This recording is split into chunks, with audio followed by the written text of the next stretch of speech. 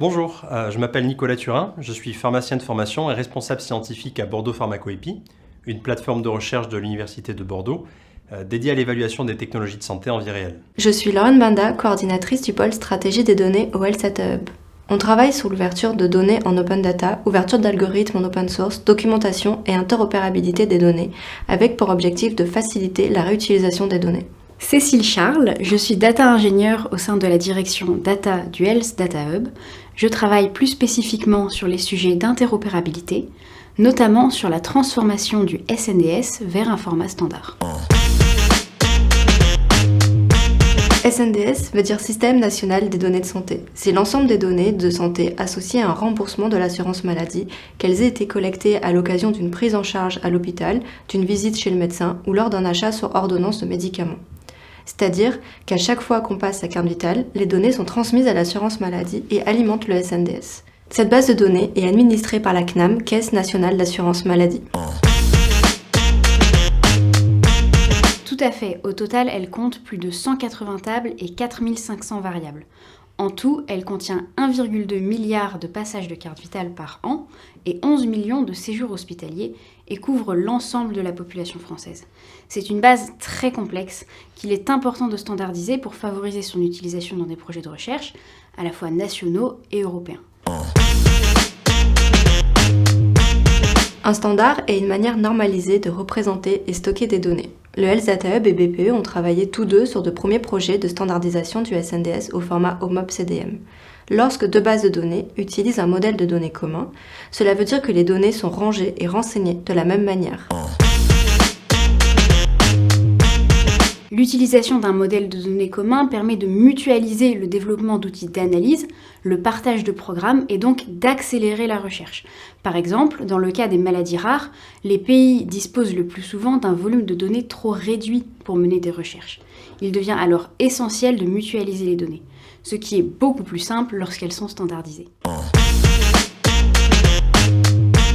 Le format OMOP-CDM répond à ce besoin en proposant un schéma relationnel d'une vingtaine de tables centrées autour du patient et un ensemble de terminologies standards. Ce modèle permet d'analyser facilement les parcours de soins, quelle que soit la provenance géographique ou structurelle de la donnée. Dans le cas du Système national des données de santé, le SNDS, la transformation au format OMOP permet de passer d'une base de données avec plus de 180 tables à une base de données avec moins de 20 tables.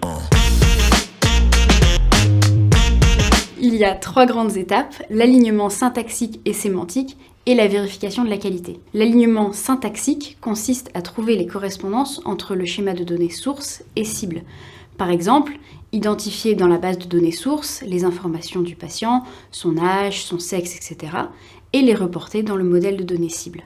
Il faut faire le même travail pour chaque passage à l'hôpital, passage à la pharmacie ou chez un généraliste. L'alignement syntaxique nécessite une connaissance très fine du SNDS et plusieurs experts SNDS du Health Data Hub ont été mobilisés sur ce projet. Il est bien sûr aussi nécessaire de comprendre en profondeur le format OMOP-CDM. La seconde étape d'alignement sémantique consiste à aligner les terminologies françaises vers des terminologies dites standards. Il faut que lorsqu'un médecin français code chirurgie de la hanche dans le SNDS, selon une nomenclature française, cette même notion apparaisse dans la base de données standardisée qui utilise les nomenclatures standards internationales. Il y a plus de 70 000 codes sur les procédures, médicaments et actes de biologie en France. Ce travail d'alignement de terminologie a été effectué avec l'aide d'internes en médecine. Il est impossible d'aligner 70 000 codes médicaux d'un coup.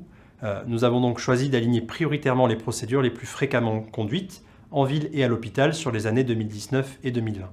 Cela représente près de 700 codes sur les 9000. Les codes procédures restants ont été alignés au niveau du chapitre supérieur. Chaque alignement de code ou chapitre a été relu et corrigé par un second interne en médecine. L'étape de vérification de la qualité est cruciale.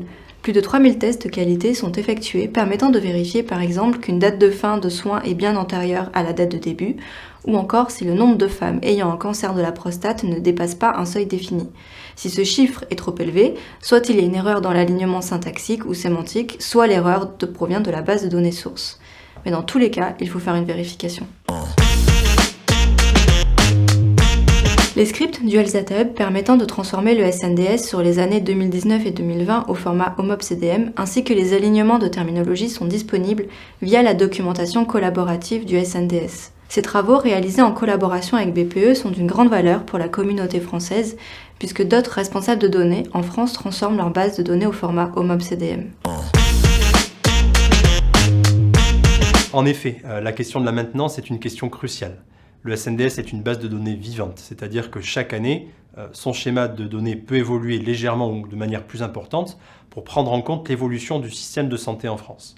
Par exemple, en 2021, une nouvelle table a été ajoutée sur les vaccins Covid. Les terminologies évoluent également. Il faut prendre en compte les nouveaux médicaments qui arrivent sur le marché, les nouveaux dispositifs médicaux, de nouvelles procédures médicales ou de nouveaux codes diagnostiques de pathologies tels que celui du Covid par exemple. Côté Health Data Hub, les travaux d'alignement du SNDS ne sont pas finis. Nous sommes en train de travailler sur un périmètre temporel plus large, soit de 2015 à 2021, pour prendre en compte toutes les évolutions du SNDS.